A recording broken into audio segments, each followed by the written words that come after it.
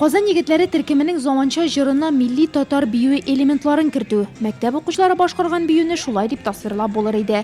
Акцияны оештыручылар сүзләренә караганда, бу музыка астында хәрәкәтләр ясау гына түгел, асылында кешеләрне үз ана, бу очракта татар телендә сөйләшүгә өндәү ята.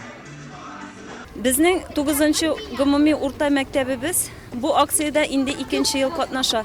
Мин татарча сөйләшәм конкурс акциясын без шәһәр күләмендә пропагандалыйбыз. Акциянең максаты татар теленең кулланылыш даирәсен киңәйтү, үстерү, саклау, шәһәр халкын татарча сөйләшергә өндәү.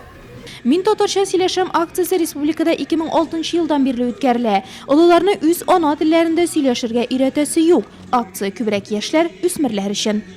Мин татарча сөйләшәм конкурс акциясендә бик теләп катнашабыз. Татарча җырлар, шигырьләр өйрәнәбез. Бәйрәмнәрдә, кичәләрдә катнашабыз. Мин үземнең туган телемне бик яратам. Туган телемдә сөйләшеп яшим мин туган илдә.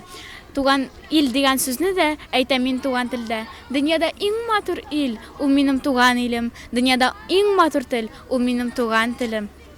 Флешмоб 21 февральдән башланган акция кысаларында уздырылучы бердән-бер чара түгел. Мәктәп укучылары төрле акцияләр уздырып татар телендә сөйләшүчеләр санын арттыруны максат итә.